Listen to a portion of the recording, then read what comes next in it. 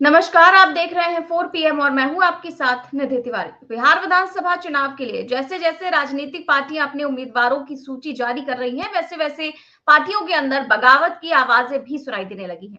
और निश्चित रूप से फंसी हुई सीटों पर जब अंतिम फैसला आएगा, तो बगावत के सुर और ज्यादा तेज होंगे और विरोध की आग और ज्यादा भड़केगी। सबसे ज्यादा जो विरोध के स्वर हैं, वो भाजपा में ही सुनाई दे रहे हैं, क्योंकि जो सीटों का गणित है, आप देख रहे हैं कि जेडीयू और भाजपा की सीटों का ज्यादातर ऐलान हो चुका है। जेडीयू ने तो अपनी सभी 101 सीटों पर उम्मीदवारों का ऐलान कर दिया है और इसी को लेकर के बीजेपी और जेडीयू दोनों में पूरी तरीके से जो बगावत के सुर है वो देखने को मिल रहे हैं और सबसे ज्यादा जो बगावत है वो बीजेपी में दिखाई दे रही है। बीजेपी दफ्तर में तो कल यानी कि बुधवार को जबरदस्त हंगामा देखने को मिला और अब तो बीजेपी के नेता सरेआम ये आरोप लगा रहे हैं कि वहां पर टिकट बेचे जा रहे हैं। उधर जेडीयू और एलजेपी में भी यही हाल है। जो वहां के जिनके टिकट नहीं मिले हैं, जिनको टिकट नहीं मिले जिन नेताओं को, वो लगातार आरोप लगा रहे हैं कैमरे के सामने आकर के और साथ ही साथ वीडियो जारी करके कि भाई टिकट बेचे जा रहे हैं। जेडीयू में ललन सिंह पर और संजय झा पर ये आरोप लग रहे हैं, वहीं बीजेपी में नित्यानंद राय पर आरोप लग रहे हैं। साथ ही साथ जो एलजेपी है यानी कि चिराग पासवान की पार्टी है, उनमें चिराग पासवान पर ही आरोप लगाए जा रहे हैं कि भाई ये लोग टिकट जो है वो पैसे से बेच रहे हैं। अब इसको लेकर के हंगामा मचा हुआ है और साथ ही साथ कई सारी रिपोर्ट भी सामने आ गई हैं। इसको लेकर के चर्चा करेंगे और साथ ही साथ चर्चा इस बात पर भी करेंगे कि कैसे राहुल गांधी ने एक बार फिर से अल्टीमेटम दे दिया है ज्ञानेश कुमार को, क्या कुछ कह रहे हैं वो चुनाव से पहले, इस पर भी चर्चा करेंगे और साथ ही साथ ट्रंप जिस तरीके से एक बार और उन्होंने दावा कर दिया है पीएम मोदी को लेकर के, उसको लेकर सवाल खड़े हो रहे हैं। तो तमाम चीजों को लेकर हम चर्चा करेंगे और चर्चा में हमारे साथ मौजूद हैं प्रोफेसर अखिल स्वामी सर। सर बहुत बहुत स्वागत है आपका। तो सबसे पहले सर मैं बीजेपी में जिस तरीके का हंगामा मचा हुआ है उसकी बात रखना चाहूंगी। लिखा हुआ है देखिए कि बीजेपी दफ्तर में हंगामा, रामसूरत राय के समर्थक बोले 6 करोड़ में बेचा गया है टिकट। और देखिए लिखा हुआ है कि बिहार विधानसभा चुनाव को लेकर एक से एक तस्वीर निकलकर सामने आ रही। बुधवार को बीजेपी दफ्तर में हंगामा देखने को मिला और आई से पूर्व मंत्री रामसूरत राय का टिकट कटने से उनके समर्थक और कार्यकर्ता नाराज थे। रामसूरत राय इस सीट से विधायक है, उनके समर्थक और स्थानीय नेता पटना स्थित पार्टी कार्यालय पहुंच गए और हंगामा करने लगे। पार्टी दफ्तर के अंदर धरना प्रदर्शन करने लगे, नारेबाजी करते हुए कहा कि इस बार की प्रत्याशी रमा निषाद को हराएंगे। आरोप लगाया कि 6 करोड़ में पार्टी ने टिकट बेचा है। कार्यकर्ताओं और समर्थकों का कहना था कि रामसूरत राय 48,000 वोटों से जीते थे। उन्होंने क्षेत्र में विकास का काम भी किया था। टिकट काटकर उनके साथ अन्याय किया गया और पार्टी के फैसले पर विचार करें, ये उनका कहना है। आगे एक और खबर मैं दिखा देती हूँ, बीजेपी से ही है। लिखा है कि बिहार में विधानसभा चुनाव में टिकट बंटवारे को लेकर के बवाल चल रहा है। इसी बीच जब बीजेपी ने उम्मीदवारों की दूसरी सूची जारी की तो गोपालगंज सदर की विधायक कुसुम देवी का टिकट काट दिया। उनकी जगह पार्टी ने जिला परिषद अध्यक्ष सुभाष सिंह को प्रत्याशी बनाया। इसको लेकर के विधायक कुसुम देवी भावुक हो उठी और अपने आवास पर कार्यकर्ताओं के बीच ही फक कर रो उठी और मां की आंखों में आंसू देखकर उनके बेटे अनिकेत सिंह भी खुद को रोक नहीं पाए और वो रोने लगे। आगे लिखा हुआ है कि विधायक कुसुम देवी ने जो है वो आरोप लगाए हैं। कुसुम देवी ने पार्टी पर विश्वासघात का आरोप लगाते हुए कहा कि हमने बीते 20 सालों से भाजपा की निष्ठा से सेवा की। जब पार्टी को जरूरत थी, हमने हर परिस्थिति में जनता के बीच काम किया। पार्टी ने हमसे कहा था कि नामांकन की तैयारी करें, लेकिन मीडिया से पता चला कि हमारा टिकट काट दिया गया है। सारण प्रमंडल की मैं एक मात्र ऐसी विधायक हूँ। एक और महिला सशक्तिकरण की बात करते हैं, दूसरी ओर मेरे साथ अन्याय हुआ है। आगे उन्होंने कहा कि भावुक होकर कि पार्टी बताई कि मेरी गलती क्या थी। टिकट कटने के बाद उनके समर्थक में भी गुस्सा देखा गया। विधायक आवास पर जुटे कार्यकर्ताओं ने प्रदेश अध्यक्ष दिलीप जायसवाल और नेता मिथिलेश तिवारी के खिलाफ मुर्दाबाद के नारे लगाए। वहीं विधायक के पुत्र अनिकेत सिंह ने भी मंच से खुलकर नाराजगी जताई और कहा कि अब कार्यकर्ताओं की नहीं, पैसों की राजनीति कर रही है बीजेपी और प्रदेश अध्यक्ष और कुछ नेता टिकट को कारोबार बना चुके हैं। ऐसे में भाजपा को जनता सबक सिखाएगी। तो ये सर सिटिंग विधायक थे और कुछ ऐसे नेता जिनको उम्मीद नहीं थी कि उनका टिकट कटेगा और वो अब पोल खोलने पर आ चुके हैं। पूरी तरीके से बता रहे हैं कि कोई 6 करोड़ रुपए ले रहा है, कोई लाखों रुपए ले रहा है। सर अब ये बात तो नहीं समझ में आ रही। ये तो ठीक है, ये बीजेपी करती है, हमेशा से आरोप लगते हैं। लेकिन सर जो नेता आप देखिए कि 6 करोड़ रुपए दे रहे हैं टिकट खरीदने के लिए, उसके बाद करोड़ों रुपए वो खर्च करेंगे चुनाव लड़ने के लिए। इतने महंगे-महंगे प्रत्याशी और इतने जो है अमीर प्रत्याशी कहाँ से मिल रहे हैं बीजेपी को और क्या खेल है इसके पीछे? ये आपको इस पर आप क्या कहेंगे सर? जय संविधान। देखिए, एक कहावत है हमारे यहाँ, सूत ना कपास जुलाहों में लट्ठन बट्ठा। भाई देखिए, दोनों गठबंधनों में जो हम लोग देख रहे हैं, भाई ऐसी मारा मारी, सिटिंग एमएलए का टिकट काटना, ये देखिए बात तो मुझे बिल्कुल नहीं समझ में आती, जो 48,000 वोट से जीता हो उसका टिकट काट देना और ऐसे व्यक्ति को टिकट दे देना जो बहुत ज्यादा पैसे वाला हो। देखिए अब असल में माहौल ऐसा बन गया है, ऐसा वातावरण बन गया है देश के अंदर कि आप पैसे से चुनाव जीत सकते हैं। भाई चुनाव के एक दिन पहले 5-5 हजार रुपए झुग्गी झोपड़ी बांट दीजिए, लोगों को बांट दीजिए, उन्हें 10,000 रुपए का एक लोन दे दीजिए, बाद में उसको रिकवर कर लीजिएगा इलेक्शन के बाद।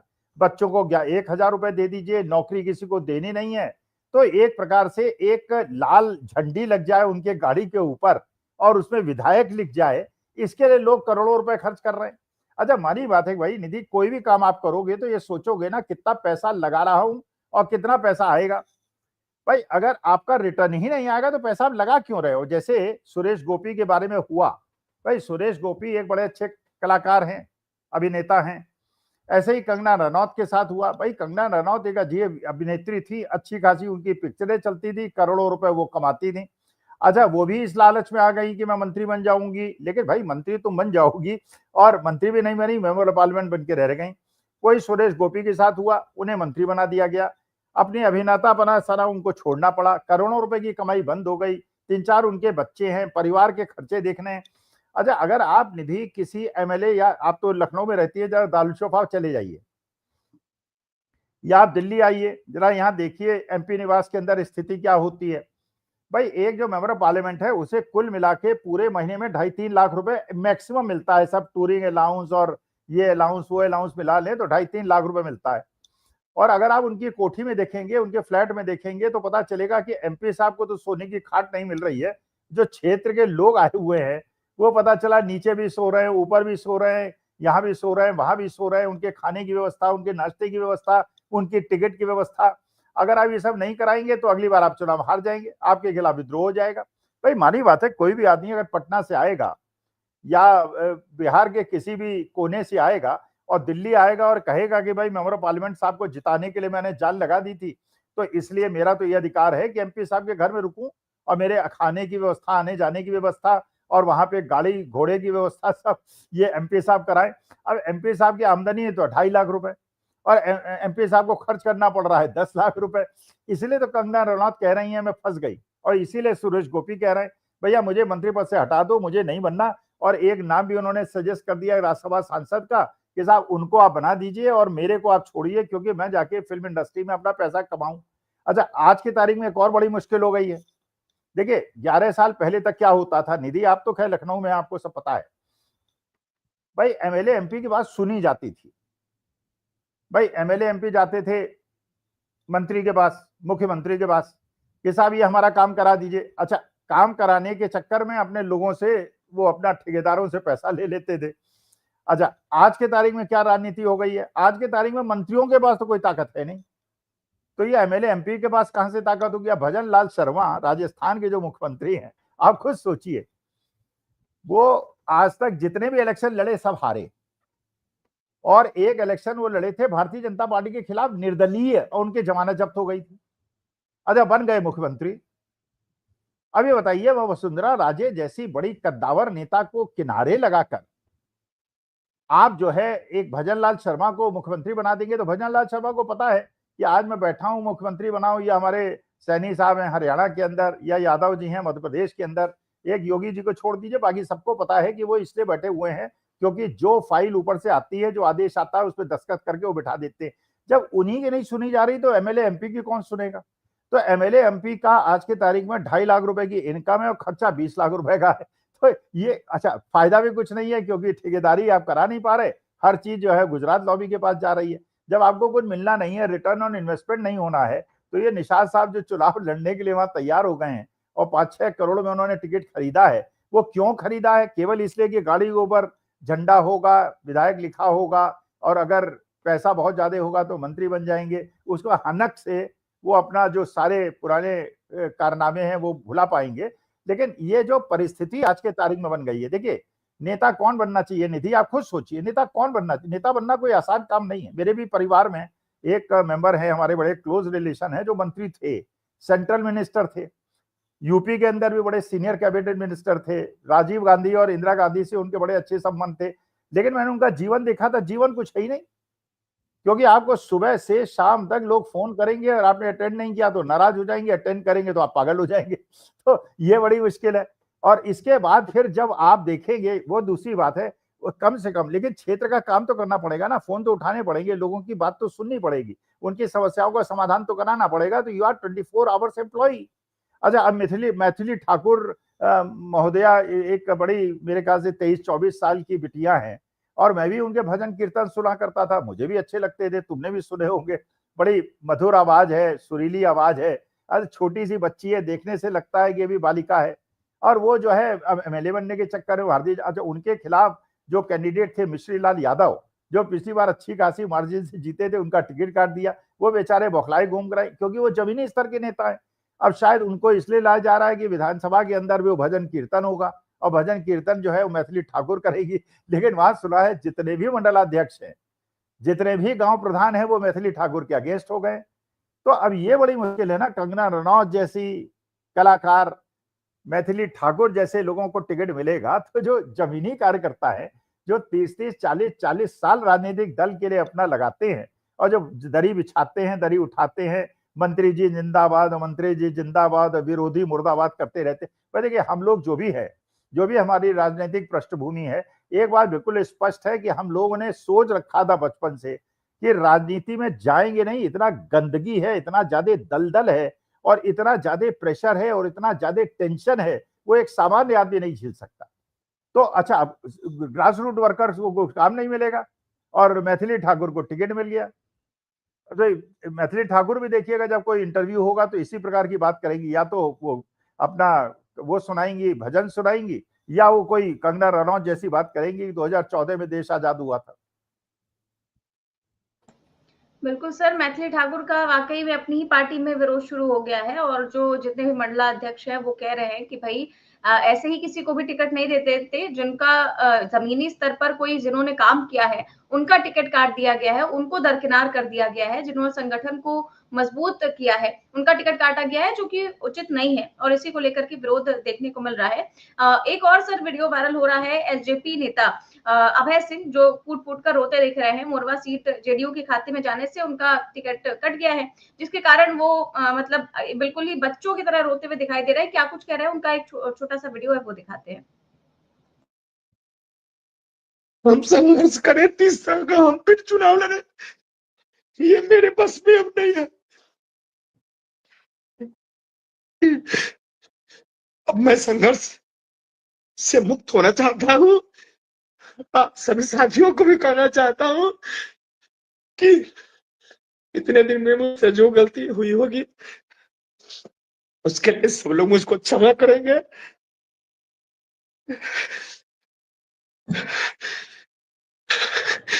अब मैं आप लोगों को सेवा देने में नहीं सक्षम हूँ, मैं परेशान हो गया हूँ इस टिकट वाली व्यवस्था से। मैंने बार बार सब लोगों पर भरोसा किया, सभी दल पर भरोसा किया, निर्दल भी चुनाव लड़ के देखा। लेकिन मैं एक बात कहना चाहता हूँ, आप तमाम सर्वदलीय कार्यकर्ता से जो हाल मेरा है वही हाल सबका होगा, हो भी रहा है। किसी का कोई सुनने वाला नहीं है। सब लोग केवल चुनाव में 15 दिन और 1 महीना आपको लॉलीपॉप देंगे, मलाई देंगे, किशमिश देंगे, या फिर रसगुल्ला देंगे, मुर्गा देंगे, दारू देंगे। बाकी चुनाव जिस दिन बक्सा बंद हो जाएगा उसके बाद फिर आपसे 20% कमीशन और 25% कमीशन, 30% कमीशन वसूला जाएगा। वो सारे लोग इसी दिन का इंतजार कर रहे थे। साहू जी सोच रहे थे कि मैं चुनाव फिर से जीत जाऊं तो फिर हम 30% के जगह पर अगली बार 35% कमीशन लेंगे। दूसरी तरफ हमारे विद्यासागर भैया भी सोच रहे होंगे कि अगर मैं चुनाव जीत जाऊं तो मैं फिर कमीशन वही वसूलूं, हम फिर कमीशन अब 30 कर देंगे। अब तो साहू जी 30 कर दिए हैं, तब 30 उनके लिए भी आसान होगा, अब तो वो 35 कर देंगे। मुरबा अपने हाल पर रहेगा।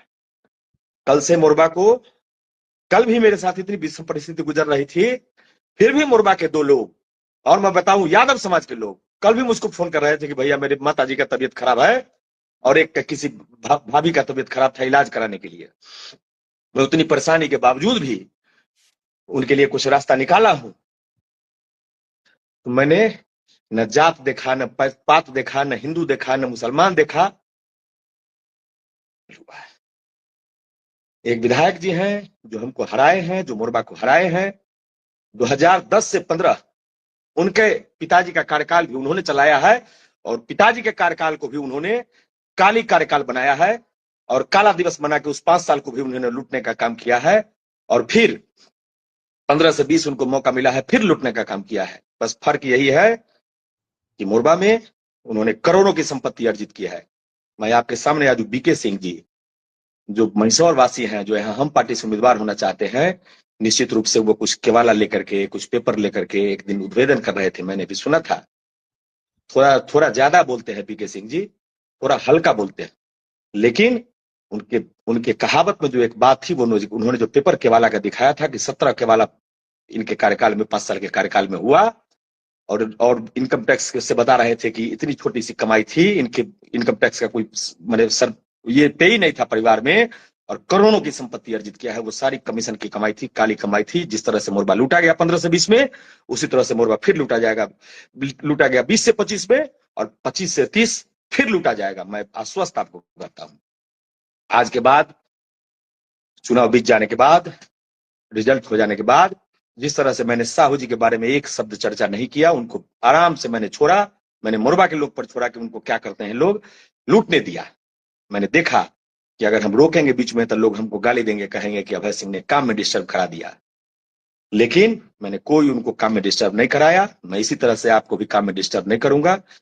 जो भी जीतते हैं चुनाव, चाहे दोनों लोग में से कोई जीते, वो 25 के बदला जब 20 में लोगों को गम नहीं, 20% कमीशन में गम नहीं, जब 30% में गम नहीं, तो 40% में लूटेंगे।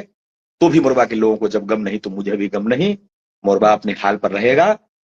बस यही है, जो चल बन पाएगा, जो चल बन पाएगा प्रयास करूंगा उतना सेवा देने का। जो नहीं चल बन पाएगा, अब थोड़ा सा मैं भी अब इस टिकट वाली व्यवस्था से मुंह मोड़ना चाहता हूं। मैं अपने आप को, मेरी दिली इच्छा है, राजनीति से संन्यास लेना चाहता हूं। मेरे बस का राजनीति नहीं है। मोरबा की जनता बहुत माने ज्ञानवान जनता है, बहुत कर्मठ जनता है। तो सर, इन्होंने केवल चुनाव लड़ने नहीं बल्कि राजनीति से ही संन्यास लेने का ऐलान कर दिया और वो कहते दिख रहे हैं कि हमसे ज्यादा किसी और ने पैसा दे दिया, इसीलिए उसे टिकट मिल गया, अब मैं इस राजनीति से संन्यास लेता हूं। अभी तक बीजेपी वाला मैंने आपको दिखाया कि वो तो 6 करोड़ में टिकट बेचने की बात कर रहे थे और अभी एक दिन पहले ही जेडीयू के विधायक गोपाल मंडल भी काफी नाराज थे। वो तो सीएम हाउस के बाहर धरने पर बैठ गए थे और उन्होंने भी यही आरोप लगाए थे कि पार्टी के अंदर संजय झा और ललन सिंह और विजय चौधरी ने पार्टी हाईजैक कर ली और ये टिकट बेच रहे हैं। मतलब जेडीयू, बीजेपी और एलजेपी तीनों पर गंभीर आरोप लग रहे हैं टिकट बेचने या फिर पैसे वालों को ही टिकट देने के। इस चीज का क्या असर आपको लगता है सर चुनाव में देखने को मिलेगा? क्योंकि ये जो जमीनी कार्यकर्ता है उनको तो हटा दिया जा रहा है, ऐसे लोगों को जिन्होंने जमीन पर काम ही नहीं किया, क्योंकि आप जाहिर सी बात है जो 6 करोड़ में टिकट खरीदेगा, करोड़ों रुपए लगाकर चुनाव लड़ेगा, उसकी क्या जमीनी स्तर पे जो है पहचान होगी वो तो सब जानते हैं। आपको क्या लगता है क्या इसका नुकसान बीजेपी, जेडीयू और एलजेपी को होगा कि खाली वो पैसे ही कमा ले, चुनाव में जीत हार का जो फैसला है वो जमीनी कार्यकर्ता ही करेंगे? भाई निधि, देखो बिल्कुल सही बात है। जो भी राजनीति में आता है, देखिए हम लोग तो राजनीति में कभी जाने की सोची नहीं। एक इलेक्शन मैंने बीएचयू में लड़ा था, काशी हिंदू विश्वविद्यालय में, और उसी से मेरे को ये समझ में आ गया, वो मेरी उम्र थी उस समय 20 साल, मेरे को उसी समझ में आ गया था कि भैया ये मेरे बस का काम नहीं है, ब्लड प्रेशर बढ़ जाता है। पता चलता है कि जो तुम्हारे मित्र थे वो धोखाधड़ी कर रहे हैं, जिनसे तुम एक्सपेक्ट नहीं कर रहे थे तुम्हारे साथ खड़े हो जाते हैं। माने it is so uncertain that बिल्कुल पॉलिटिक्स जो है ये करना बहुत ज्यादा बिल्कुल बेशर्मों का काम है, बेहयाओं का काम है। ये दिन में लूट करो और रात में अच्छी नींद आ जाए। हमको तो अगर एक गलत काम हमारे से दिन में हो जाता है, रात में नींद नहीं आती, तो मैंने कहा भैया आगे से कोई इलेक्शन नहीं लड़ूंगा। और ये मानी बात है जो ये कह रहे हैं, देखिए कार्यकर्ता वही जीतेगा, यही कारण है। देखिए यही कारण है, मेरे को वामपंथ से बहुत ज्यादा सहानुभूति नहीं है, लेकिन जो सीपीआई एमएल के पिछली बार स्ट्राइक रेट सबसे अच्छा रहा था, भाई उनके स्ट्राइक रेट महागठबंधन के अंदर, उसका कारण था, उसका कारण ये था कि उनका जो काडर है उनका जो विधायक है, उनका जो मेंबर ऑफ पार्लियामेंट है, उनसे कहा गया कि मंत्री पद ले लीजिए, उन्होंने मंत्री पद से इनकार कर दिया। उनके विधायकों के बारे में बताते हैं कि वो विधायक जो बाद में मेंबर ऑफ पार्लियामेंट भी बन गए, क्या नाम है उनका, महबूब आलम या क्या नाम है, बता रहे थे, वो बताते हैं कि साहब वो उनकी वाइफ जो है वो रिक्शे में बैठ के सब्जी ले आती हैं और ऐसे ही साइकिल में चले जाते हैं, वही पुराने अपने मकान में रहते हैं। देखिए ये वो जमाने के नेता हैं जो हमारे जमाने में, हमारे इलाहाबाद के अंदर एक हुआ करते थे, राम लखन सिंह यादव हुआ करते थे, एक राम आधार यादव हुआ करते थे। ऐसे ऐसे नेता जो हमारे आदर्श थे, हमको आदर्श इसलिए लगते थे कि साइकिल से चलते थे और ऐसे कपड़े होते थे, देख के नहीं लगता था बहुत बड़े नेता है। आज के तारीख में तो छुटभइये जो हैं, कॉर्पोरेटर बन गए, अगर अपने कहीं से जरा सा भी अगर 500,000 वोट, तो उसके बाद फॉर्चूनर, मर्सिडीज, दुनिया भर की गाड़ियां, गुंडे बदमाश मुस्तैद लोग। तो ये पूरा का पूरा एक नेक्सस ऐसा जो बन गया है, ये भैया देखिए सामान्य आदमी जिसके अंदर संस्कार हैं, जिसके अंदर ये है कि रात में अच्छी नींद आ जाए, कोई वो ना हो। और अब ये जिस प्रकार से कलाकार अभिनेता आ रहे हैं और इन्होंने अपने ईमान को बेच दिया है। अब सचिन तेंदुलकर को ले लीजिए आप, अमिताभ बच्चन को ले लीजिए, अमिताभ बच्चन को भी इलाहाबाद वालों ने मेंबर ऑफ पार्लियामेंट बनाया था। भाई वो लोग ऐसे हैं जिनको बोरी बोरी पैसे चाहिए, जब तक 150-200 करोड़ रुपए महीना न कमा ले, उनको लगता है कि हमने कोई कमाई नहीं की। अच्छा ये जो मेंबर ऑफ पार्लियामेंट का काम है, क्योंकि मैंने बड़ी नजदीक से देखा है, ये इतनी ज्यादा तपस्या का काम है, इतनी ज्यादा तपस्या का काम है। और उसके बाद अगर ऐसे लोग आ जाएंगे जिन्होंने, और बड़ी बात है कि लोगों के 30-30, 40 साल निकल जाते हैं। भाई आपकी कॉन्स्टिट्यूएंसी में 16 लाख वोटर्स हैं, उसमें कम से कम 10,000 लोग ऐसे हैं जो चाहते हैं कि उनको टिकट मिल जाए। टिकट आगे तक पहुंचने के लिए कितनी चमचागिरी करते हैं, कितना झंडा ढोते हैं। जैसे मैंने देखा जो दोनों पक्षों में, एक पक्ष की बात नहीं कर रहा हूं, वो कह रहे हैं कि साहब अभी जो प्रशांत किशोर ने नौटंकी की है, आप खुद सोचिए, बड़े सिद्धांतों की बात, ये सिद्धांत बदल दूंगा, ये कर दूंगा, वो कर दूंगा, और इतना गोदी मीडिया ने भी माहौल बना दिया था कि प्रशांत किशोर को 25% वोट मिल रहे हैं। राघवपुर गए, उनकी हिम्मत ही नहीं बढ़ी इलेक्शन लड़ने की, कहते नहीं मैं इस बार इलेक्शन नहीं लड़ूंगा। अब ये बताइए इसका मतलब उनका मकसद क्या था प्रशांत किशोर का? प्रशांत किशोर का मकसद केवल ये था कि 150 सीटें बांटूंगा, एक एक 2-2 करोड़ ले लूंगा, 200-250 करोड़ रुपए कमा लूंगा, 20 करोड़ खर्च करूंगा, 180 करोड़ कमा के निकल जाऊंगा। अभी तक उन्होंने जब 250 करोड़ रुपए कमा लिए हैं पिछले 10 साल में, तो ये लोग जो हैं जिन्हें पैसे की भूख है। अच्छा नेतागिरी जो काम है वो सेवा का काम है, उसमें आपको आनंद आना चाहिए कि भाई देखिए मैंने इतने लोगों का काम किया। बड़े बड़े राजघराने के लोग जो हैं वो लोगों को घर बिठाना पड़ता है, उनको अपने साथ सुलाना पड़ता है, उनके खाने का इंतजाम करना पड़ता है। वहां आप ये नहीं कर सकते कि आपका वोटर गरीब है और आप बहुत अमीर है तो आप मुझसे बात नहीं करेंगे। और ये भी जो विधायक जी बात कह रहे थे, जो इलेक्शन अभी रो रहे थे, ये भी बात बिल्कुल सही है कि केवल इलेक्शन डेट तक ये सब कुछ हो रहा है। तो भैया मैं तो यही निवेदन करूंगा, मुझे क्या मतलब क्या एनडीए में हो रहा है, क्या महागठबंधन में हो रहा है, केवल ग्रास रूट वर्कर्स को वोट दीजिए, जो आपके साथ खड़ा रहे उसको वोट दीजिए, जिसके जीवन में कुछ सिद्धांत थे उनको कीजिए। जब आप ये सोचिए, जब आपको कोई समस्या होगी तो आपके लिए दरवाजा कौन खोलेगा, कौन फोन उठाएगा और कौन आपका कार्यक्रम करेगा। लेकिन अगर आप ये सोचें कि 5 करोड़ दे के टिकट खरीद लिया, अभी 20 करोड़ दे के मंत्री बन गए, तो उसके बाद आप ही को लूटेगा कोई, आपके 5 साल तक पुरसा हल नहीं होगा। तो राजनीतिक लोगों को समझना और ये जनता को समझ में आना चाहिए। भाई जनता को झुंझुना पकड़ा देते हैं, बिल्कुल सही बात है। भाई जनता की हालत 20 साल के अंदर बिहार के अंदर क्या हो गई है? इंडस्ट्री सारी बंद हो गई, जो चल रही थी वो बंद हो गई, चीनी मिलें सारी बंद हो गई, जूट मिलें सारी बंद हो गई, नौकरियां मिलनी बंद हो गई, हर चीज को प्राइवेटाइज कर दिया। सरकारी नौकरी में पेपर लीक होने लगे, जो नहीं हुए वो कोर्ट में केसेस चले गए, नौकरियां मिली नहीं, बच्चे बदहाल है। तो ये देखिए, ये तो हमारी देश की जनता को समझना पड़ेगा, जो ग्रास रूट वर्कर है। और मैं कहे, अगर मुझे आज से 20 साल पहले भी किसी ने कहा होता यार तुम्हें विधानसभा भेज देते हैं, तो मैंने कहा भैया मैं नहीं झेल पाऊंगा, I will not be able to tolerate the pressure इतना ज्यादा। या तो जो एक्सपेक्टेशन है और मिशन की तरह काम करूंगा तो मिशन की तरह काम करूंगा तो पागल हो जाऊंगा या मर जाऊंगा, और अगर मिशन की तरह काम नहीं करूंगा तो दलाल बनूंगा। दलाल बनना मुझे स्वीकार नहीं है। तो भैया मेरे को तो शांति का जीवन चाहिए।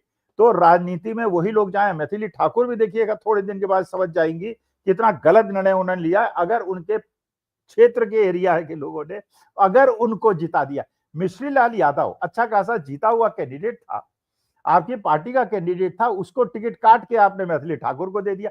किस आधार पे दिया, क्यों दिया? बिल्कुल सर, मैथिली ठाकुर को टिकट भी दिया है। और ऐसे ही आप देखिए कि पवन सिंह का ही आप देख लीजिए कि किस तरीके से कोई एक्टर हो, कोई बड़ा सिंगर हो, ऐसे लोगों को पार्टी में लिया जाता है जो जमीनी स्तर पर काम करते हैं, उनको पूरी तरीके से इग्नोर किया जाता है और उसका नुकसान भी जाहिर तौर पर भाजपा को कहीं न कहीं होता है। और जो पार्टी में रोष देखने को मिल रहा है आजकल, जिस तरीके से भाजपा के कार्यकर्ता लगातार डेरा जमाए बैठे हुए हैं बीजेपी के दफ्तर में और जो विरोध के स्वर हैं वो देखने को मिल रहे हैं। इस बीच सर राहुल गांधी का एक वीडियो सामने आया है क्योंकि जो ये सारे टिकट बंटवारे की चीजें हुई, जो ये प्रत्याशियों की लिस्ट जारी हुई है, अब क्योंकि चुनाव की घोषणा हो चुकी है तो कहीं ना कहीं वोट चोरी का जो मसला था वो पीछे हट गया था। तो राहुल गांधी ने एक बार फिर से वो चीज याद दिलाई है और उन्होंने एक छोटा सा वीडियो बना करके अल्टीमेटम दिया है ज्ञानेश कुमार को। क्या कुछ कहा है, मैं उनका एक छोटा सा वीडियो दिखाती हूँ। कमीशन और इलेक्शन के ऑफिसर्स को साफ कह रहा हूं, आप जो कर रहे हो गलत कर रहे हो, ये ट्रीजन है, देश के खिलाफ है। ये मत भूलिए, टाइम आएगा हम आपको पकड़ेंगे, बचने वाले नहीं हो। It is critical that we expose voter चोरी। मैं इलेक्शन कमीशन और इलेक्शन के ऑफिसर्स को साफ कह रहा हूं, आप जो कर रहे हो गलत कर रहे हो, ये ट्रीजन है, देश के खिलाफ है। ये मत भूलिए, टाइम आएगा हम आपको पकड़ेंगे, बचने वाले नहीं हो। It is critical that we expose voter चोरी। तो सर राहुल गांधी कह रहे हैं कि टाइम आएगा और हम आपको पकड़ेंगे, इसलिए भाई वोट चोरी आप ना करें तो ही अच्छा होगा। और आप देखिए कि वाकई में ये मुद्दा कहीं ना कहीं गुम हो गया था, हम इस पर बात नहीं कर रहे थे, हम केवल और केवल बात कर रहे थे टिकट बंटवारे को लेकर के, प्रत्याशियों की सूची को लेकर के। तो राहुल गांधी ने फिर से याद दिला दिया है कि असली मुद्दा क्या है, असली चुनाव में जो मुद्दा होगा वो क्या होगा और चुनाव में जो जीत हार तय होगी वो कैसे होगी और किस मुद्दे को लेकर के होगी। तो राहुल गांधी फिर से एक्टिव हो नजर आ रहे हैं। क्या आपको लगता है कि फिर से ये मुद्दा अब इन प्रत्याशियों की लिस्ट से और ये जो भगदड़ मची हुई है, तमाम चीजें हैं, उससे ऊपर आएगा? देखो निधि, असली मुद्दा ये है कि मैं तो एक ऐसी सरकार चाहता हूं, सरकार बाकी कुछ करे ना करे। चलिए ठीक है, आपने सरकारी कर्मचारियों की पेंशन खत्म कर दी, 2004 के बाद उनको पेंशन नहीं मिलेगी। एक विधायक अगर एक बार विधायक मिलता है तो उसको एक पेंशन मिलती है, 4 बार विधायक बनता है 4 पेंशन मिलती हैं, 2 बार मेंबर पार्लियामेंट बन जाता है उसकी पेंशन मिलती है। मैंने 2-2 ढाई-ढाई लाख रुपए तो ये लोग सफेद हाथी की तरह हमारे देश का खाते हैं। भाई कम से कम हमारे देश के बच्चों को, जनता को ये सोचना चाहिए, याद करना चाहिए जो पंडित जवाहरलाल नेहरू ने कहा था देश की आजादी के बाद कि हमारे देश के जो मंदिर होंगे अब ये उद्योग होंगे, उद्योग धंधे में जाके मत्था टेकिए और इसको मंदिर मानिए। भाई अगर बिहार के अंदर, खुद सोचो निधि, अगर 500 बड़ी बड़ी इंडस्ट्रियल यूनिट्स लगा दी गई होती, लाखों लोगों को नौकरी मिल गई होती। भाई एक शुगर मिल के अंदर आप देखिए कितने लोगों को नौकरी मिलती है, अंदर भी मिलती है, बाहर इनडायरेक्ट भी मिलती है। फर्टिलाइजर प्लांट यूपी के अंदर लगे, अंदर भी लगी, फिर ट्रक ड्राइवर्स आएंगे, फिर रेस्टोरेंट खोलेंगे, फिर ढाबे खोलेंगे, फिर गाड़ियां आएंगी, पेट्रोल पंप खोलेंगे, रेस्टोरेंट होंगे, हजारों लोगों को रोजगार धंधा मिलता है। अब आप इंडस्ट्रियलाइजेशन तो सारा का सारा आपका गुजरात के अंदर हो रहा है, सारी इंडस्ट्री आप गुजरात के अंदर ले जा रहे हैं। बिहार के लोगों को केवल श्रमिकों को ढोने के लिए आप ट्रेनें चला रहे हैं जिससे वो गुजरात और महाराष्ट्र जा सके। तो ये तो देखिए हमारे देश के युवाओं को सोचना है, भाई उनको क्या चाहिए, असली चीज उनको चाहिए, नौकरी चाहिए। नौकरी कब मिलेगी, जब या तो सरकारी नौकरी मिलेगी या इंडस्ट्रियलाइजेशन होगा तब मिलेगी। इंडस्ट्रियलाइजेशन का ये हाल हो गया है, कल मैं गोदी मीडिया में गया था डिस्कशन करने, बड़े खुश थे साहब, IMF ने हमारा ग्रोथ रेट बढ़ा दिया है, 6.4 से बढ़ा के 6.6 कर दिया है। अरे महाराज, जब मनमोहन सिंह के जमाने में एवरेज ग्रोथ जो थी 10 साल की 7.1% थी और मोदी जी के जमाने में लोन 4 गुने बढ़ गए हैं और हमारी GDP ग्रोथ घट के 6.6% आ गई है। भाई आपने अपने घर के लिए लोन तो ज्यादा ले लिए और GDP कम हो गई, इसीलिए इंडस्ट्रियलाइजेशन नहीं हो रहा, इसीलिए उद्योग नहीं ले रहे, इसीलिए नौकरियां नहीं लग रही, क्योंकि सारा पैसा जो खर्च हो रहा है वो केवल चौड़ी चौड़ी सड़कें, वो फ्लाईओवर बन रहे हैं साहब, वो टॉल बन रहा है, वो पोल बन रहा है। अरे यार, जब गरीब आदमी, मैं तो चलिए उस श्रेणी का नहीं हूं, लेकिन बचपन में जब हमारी जेब में पैसा नहीं हुआ करता था हमको खुंदक आती थी, यार ये क्या इन्होंने चमकती हुई चीजें बना दी, हमारे पास तो खाने को पैसा नहीं है, हम तो मिडिल क्लास के लोग जो है तरसते रहते हैं। तो आज के तारीख में तो वास्तविकता में लोग अपनी इज्जत बचाने के लिए नहीं दी, 80% लोग ऐसे हैं अपनी इज्जत बचाने के लिए कहते हैं वो मिडिल क्लास में आते हैं, जबकि वो मिडिल क्लास में नहीं आते। वास्तविकता ये है वो मिडिल क्लास में नहीं आते, वो लोअर इनकम ग्रुप में आते हैं, लेकिन उससे उनकी शान में गुस्ताखी हो जाएगी, इसलिए कहते हैं 20-25 हजार रुपए हम कमाने वाले भी अपने को मिडिल क्लास कहते हैं, जबकि वास्तविकता में मिडिल क्लास जो है 50,000 से ऊपर वाले हैं। मिडिल क्लास वाले कितने लोग हैं आज के तारीख में? 85% लोग तो ऐसे हैं जो 20-25 हजार रुपये महीना कमाते हैं, लेकिन वो बेचारे करें क्या?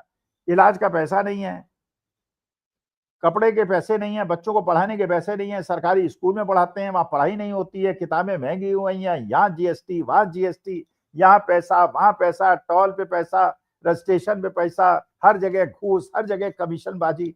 तो जब तक देश के अंदर औद्योगिकीकरण नहीं होगा, इंडस्ट्रियलाइजेशन नहीं होगा और प्राइवेट निवेश नहीं बढ़ेगा, और इंडस्ट्री कब लगेंगी? जब देश के अंदर सामाजिक सद्भाव विदेशियों को दिखेगा। वो हो नहीं रहा है, इंडस्ट्री लग नहीं रही, सरकारी नौकरी लगने नहीं दे रहे, तो बच्चे बेचारे, तो कम से कम भैया अपने भविष्य के बारे में सोचो, उसके बारे में सोचो जो तुम्हारी नौकरी के बारे में सोचे, उद्योग लगाने के बारे में सोचे। अरे चलिए कुछ मत कीजिए, नाली खड़ंजे मत बनवाइए, कम से कम नौकरियां, इंडस्ट्रियलाइजेशन तो कर दीजिए। पिछले 11 साल के अंदर आप देखिए बिहार के अंदर नाम बता दीजिए कौन सी नई इंडस्ट्री लगी है। आंकड़े में तो आप फेंकने में कुछ फेंक देंगे, एक नई इंडस्ट्री नहीं लगी और 100 इंडस्ट्री पुरानी बंद हो गई। बिल्कुल सर, और दावे बहुत बड़े-बड़े किए जा रहे हैं। अभी मैं देख रही होगी आदित्यनाथ और नीतीश कुमार की रैली चल रही है, वहाँ पर जनसभा चल रही है और वहाँ पर बहुत बड़े-बड़े दावे किए जा रहे हैं कि जो कुछ किया हमने किया, उससे पहले तो कुछ था ही नहीं। फिलहाल सर एक और बयान सामने आया है अमेरिकी राष्ट्रपति डोनाल्ड ट्रंप का। उन्होंने प्रधानमंत्री मोदी को लेकर के बड़ा दावा किया है और कहा है कि मोदी जी ने मुझे विश्वास दिलाया है कि भारत रूस से तेल नहीं खरीदेगा। और ये इतना बड़ा स्टेटमेंट है जिसको लेकर के काफी टाइम से चर्चा चल रही थी और अब उन्होंने आधिकारिक रूप से ये चीज बोल दी है और उनका बयान है, मैं वो सुनवा देती हूँ। उसके बाद हम चर्चा करेंगे कि आखिरकार कैसे ट्रंप बार बार हिम्मत कर लेते हैं प्रधानमंत्री मोदी को लेकर के कुछ भी बोलने को लेकर। तो पहले हम वीडियो दिखाते हैं। In light of China's export curbs on rare earths, do you view India as a reliable partner going forward? And are you planning to meet Prime Minister Modi in Malaysia? Are you open to talks in terms of Yeah, trade? sure. He's a friend of mine. We have a great relationship. He just said that 2 days ago, as you know. We have a great relationship. No, we were not happy with him buying oil from Russia, because that lets Russia continue on with this ridiculous war where they've lost 1.5 million people, by the way. Russia's lost 1.5 million people, soldiers mostly. This is a war that should have never started, but it's a war that Russia should have won in the first week, and they're going into the 4th year. And I want to see it stop. So I was not happy that India was buying oil. And he assured me today that they will not be buying oil from Russia. That's a big stop. Now I got to get China to do the same thing. You know, that is relatively easy compared to what we just did over the last week in the Middle East. Middle East was 3,000 years, and we got it done. This is 3 years, and I think we'll get it done. I think that President Putin, I think he wants to get it done. We'll see. There's a great animosity between him and Zelensky. You probably have noticed, right? And it's, I think it's hurting the process. Yeah, please. Mr. President, thank you. Curious, why did तो sir Donald Trump का कहना है कि भाई जो भारत है वो अब रूस से तेल नहीं खरीदेगा, ऐसा प्रधानमंत्री मोदी ने मुझे विश्वास दिलाया है और ये एक प्रक्रिया है जो धीरे धीरे करके पूरी होगी। और इसको लेकर के सर मुझे समझ में नहीं आता कि क्यों नहीं डिनाई किया जाता है। हर बार ट्रंप कुछ ना कुछ बोल देते हैं और भारत सरकार की तरफ से किसी भी चीज के लिए मना नहीं किया जाता है, किसी भी चीज का एक्सप्लेनेशन नहीं दिया जाता है। क्या आपको लगता है कि एक बार फिर से इतनी बड़ी बात जो डोनाल्ड ट्रंप बोल रहे हैं, क्या वो सच है या फिर वो अपने आप ही बोल रहे हैं? देखो, पहली बार तो आपने ये पूछा था कि डोनाल्ड ट्रंप ऐसा कैसे बोलने की हिम्मत कर रहे हैं। हिम्मत इसलिए कर रहे हैं, आप खुद समझिए भाई। आपको भी कोर्ट प्रोसीजर्स के बारे में पता होगा, आपके परिवार में भी लोग होंगे जो सरकारी नौकरी में रहे होंगे। ये बिल्कुल सही बात है कि अगर कोर्ट का सम्मन आ जाए तो ये गवर्नमेंट उसको सर्व कराती है तुरंत। हरकारा जो है वो अगले दिन आके सम्मन सर्व कर देता है, वरना कोर्ट उसकी खाट खड़ी कर देता है। और हमारे अमेरिका कोर्ट ने जो सम्मन इश्यू किया है गौतम अडानी जी के लिए, उसको इश्यू हुए 8 महीने हो गए हैं, अभी तक गौतम अडानी जी को सर्व नहीं हुआ है। गवर्नमेंट ऑफ इंडिया उसको सर्व नहीं करा पा रही है, जबकि 50 ओकेजन ऐसे होंगे कि बड़े बड़े मंत्री और प्रधानमंत्री और वित्त मंत्रियों के साथ गौतम अडानी जी की फोटो होगी, लेकिन सम्मन सर्व नहीं हो रहा है। ये एक वीक पॉइंट है हमारा, उसको दावा हुआ है। अच्छा, ये भी बात बिल्कुल पक्की, अगर रूस से तेल खरीदना भारत बंद कर देगा, मान लीजिए बंद कर दे, आप ये समझ लीजिए आपके देश के अंदर तूफान आ जाएगा, आग लग जाएगी, क्योंकि जो $70 पर बैरल का तेल है, जो आपको $45 पर बैरल पे रूस दे रहा है, कहां आपका 3% आप तेल मंगाते थे रूस से, अब 40% तेल मंगा रहे हैं, माने 50% तेल आप रूस से मंगा रहे हैं, और कितने दाम पे? 40% डिस्काउंट पे। वो 40% डिस्काउंट अगर खत्म हो गया तो सरकार जो पैसा लूट रही है आज की तारीख में, जिससे वो 10,000 रुपए महिलाओं को दे रही है, 1,000 रुपए आदमी को दे रही है, भाई जो आज इंटरनेशनल क्रूड प्राइसेस है उसके हिसाब से हमको पेट्रोल 50 रुपए मिलना चाहिए, डीजल 40 रुपए मिलना चाहिए, मिल रहा है 90 और 100 रुपए। कारण यह है सरकार लूट रही है हमें, या तो बड़े बड़े पूंजीपति राष्ट्रीय सेठ लूट रहे हैं या सरकार लूट रही है टैक्सेस के माध्यम से। वरना अगर आप इंटरनेशनल क्रूड प्राइसेस से कोरिलेट करेंगे तो आज 100 रुपए 90 रुपए का पेट्रोल और डीजल होने का कोई मतलब ही नहीं है।